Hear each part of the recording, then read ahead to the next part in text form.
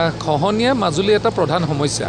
ইয়াতে আৰু কিছুমান সমস্যা আছিলে। যোৱা সময়ছোৱাত চৰকাৰখনে এই সমস্যাবিলাকৰ কেনেধৰণে ৰাইজৰ কাৰণে সমাধান কৰিব লাগে কৰিলে, বিশেষকৈ ৰাস্তাসমূহ। এতিয়া আমাৰ যিখিনি গৰাখহনীয়া আছে, সেই গৰাখহনীয়াখিনি আমি আৰু কি কাম কৰিলে অন্ততঃ মানুহ সুৰক্ষিত হ'ব, অন্ততঃ তেওঁলোকৰ মাটি সম্পত্তি সুৰক্ষিত হ'ব। তাৰ বাবে মাননীয় মুখ্যমন্ত্ৰী ডাঙৰীয়াৰ নিৰ্দেশত মই নিজে আহিলোঁ, লগতে জিলা আয়ুক্ত মহোদয়ো আহিছে, আমাৰ মুখ্য অভিযন্তাও আহিছে, কাৰ্যবাহী অভিযন্তাও আহিছে, আৰু এটা আমাৰ ডিপাৰ্টমেণ্ট আৰু এডমিনিষ্ট্ৰেশ্যন দুইখিনিয়ে একেলগে আহিছোঁ। মাজুলী বিধায়ক মহোদয় আছেই, অনবৰত তেখেতে ফোনেই কৰি থাকে, আৰু আমি নিজেই চালে মানে প্ৰজেক্টটো কৰিবলৈ বা অনুমোদন দিবলৈ ভাল হয়। সেইকাৰণে আমি সকলোৱে মিলি আহিছোঁ, আৰু এই যিটো প্ৰধান গৰাখহনীয়া সমস্যা আমি সমাধান বুলি নকওঁ, কাৰণ সমাধানটো গৰাখহনীয়া কৰিব পৰা শক্তি ভগৱানৰ আছে বুলি মই নাভাবোঁ, কিন্তু বিভাগটোৰ কৰণীয় যিখিনি কাম আৰু যিখিনি সমস্যা সমাধান হ'লে অন্ততঃ মানুহ বাচি থাকিব পাৰে, সেই কামখিনি আমি কৰি সমাধান কৰিম। দেখা পোৱা গৈছিল আচলতে ব্ৰহ্মপুত্ৰ বোৰ্ডে বহুখিনি কাম কৰিছিলে দীৰ্ঘদিনে, আৰু তেওঁলোকৰ যিখিনি কাম ফলপ্ৰসূ নোহোৱাৰ কাৰণে মাজুলীৰ মানুহ ক্ষুব্ধ হৈছে, আৰু শেহতীয়াকৈ জলসম্পদ বিভাগে কাৰ্যসূচী হাতত লৈছে, আৰু কেনেধৰণে আচলতে মাজুলীক বিজ্ঞানসন্মত পদ্ধতি অৱলম্বনেৰে আচলতে সুৰক্ষা দিব লাগিব, এই ক্ষেত্ৰত আপোনাৰ চাওক, সময়ে সময়ে বিভাগসমূহে কাম কৰাৰ প্ৰণালী আৰু ব্যৱস্থাটো বেলেগ বেলেগ।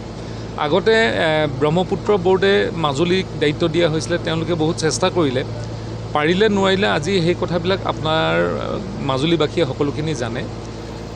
যিটো আমাৰ আজি জলসম্পদ, এই জলসম্পদটো আগতে আচলতে END আছিলে, এম্বেংকমেণ্ট ডিভিজন, তাৰপিছত ফ্লাড কণ্ট্ৰল। এতিয়া আমি জলসম্পদ হিচাপে আমি যেতিয়া এটা মথাউৰি বা গৰাখহনীয়া কাম কৰোঁ, তাক বিজ্ঞানসন্মতভাৱে আমি তাক অধ্যয়ন কৰোঁ, আৰু এই বিজ্ঞানসন্মত অধ্যয়নটোৰ জৰিয়তে আমি কামবিলাক ভালকৈ কৰিবলৈ সক্ষম হৈছোঁ। আৰু আপোনালোকে দেখিব মাজুলীত আমি যিমানখিনি কাম কৰিছোঁ, আমি মাজুলীখন সুৰক্ষিত কৰিব পাৰিছোঁ।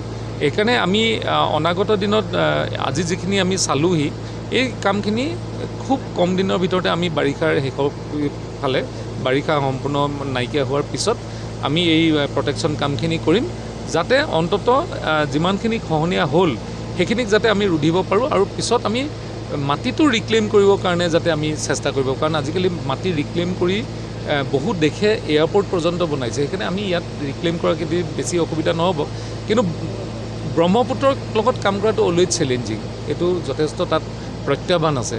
সেইকাৰণে চেষ্টা কৰিম আৰু যাতে কামখিনি ভালদৰে কৰিব পাৰোঁ। কৰ্দৈগুৰি অঞ্চলতো আচলতে খহনীয়া, আৰু শেহতীয়াকৈ কাম কৰাৰ কাৰণে কিছু স্থবিৰ হৈছে খহনীয়া। আমি কৰ্দৈগুৰিটো খহনীয়া আছিলে বুলি ক'বলৈ এতিয়া পাৰোঁ, প্ৰায়খিনি কৰ্দৈগুৰি অঞ্চল সুৰক্ষিত হ'ল, আৰু যোৱা সময়ছোৱাত আমাৰ আগৰ মন্ত্ৰী পীযুষ হাজৰিকা ডাঙৰীয়াৰ নিৰ্দেশত আৰু জলসম্পদ বিভাগৰ আমাৰ কাৰ্যবাহী অভিযন্তা আৰু অভিযন্তাসকলে যথেষ্টভাৱে ভালকৈ কাম কৰি পেলাই কৰ্দৈগুৰি অন্ততঃ ৰক্ষা কৰিলে, আৰু তেনেধৰণে বাকীখিনিও আমি কাম কৰি যাম। বাৰিষা আহি আছে, আৰু জলসম্পদ বিভাগে আগন্তুক বাৰিষাত কেনেধৰণৰ পদক্ষেপ ল'ব, আৰু ইতিমধ্যে কালি সতৰ্ক আচলতে সোণাৰীৰ যিবিলাক দাঁতিকাষৰীয়া অঞ্চল, সেইখিনি আচলতে সতৰ্ক জাৰি কৰিছে। চাওক, যোৱাকালি এইটো আমাৰ ডাৱৰ বিস্ফোৰণ বুলি কয়, এইটো ছাডেনলি পটককৈ বৰষুণ আহি যায়, আৰু অৰুণাচলত তাৰ এটা ভয়ংকৰ পৰিৱেশ হৈছিলে। মাননীয় মুখ্যমন্ত্ৰী ডাঙৰীয়া ৰাতিপুৱাই কথাটো গম পাই মোক লগে লগে সোৱণশিৰি ৰঙা নদীলৈ পঠাইছিলে, আৰু ৰঙা নদী অঞ্চলত আমি চালোঁ, আয়ুক্তক লগত লৈ গ'লোঁ, আৰু যেনেধৰণে আমি ভাবিছিলোঁ ইমান ভয়ংকৰ আমাৰ ফালে নহ'ল, তথাপিও ৰাইজ যাতে সুৰক্ষিত হ'ব পাৰে, জীৱন সম্পত্তি যাতে সুৰক্ষিত হ'ব পাৰে, তাৰ বাবে আমি সকলোকে হস্তম কৰি আহিলোঁ। কালি আমাৰ মেডিকেল টীম সাজু আছিলে, NDRF আছিলে, SDRF আছিলে, জিলা আয়ুক্ত কাৰ্যালয় সাজু আছিলে, আমাৰ স্বাস্থ্য বিভাগ সাজু আছিলে, সকলোখিনি আমি সাজু আছিলোঁ। কিন্তু ভগৱানৰ আশীৰ্বাদো আছিলে, বা আমাৰ ফালে ইমান তেনেধৰণে ভবামতে অপকাৰ নহ'ল, কিন্তু আমি হস্তম এতিয়াও আছোঁ, বানপানীৰ সময়ছোৱাত যাতে আমি সকলোকে সুৰক্ষিত ৰাখিব পাৰোঁ।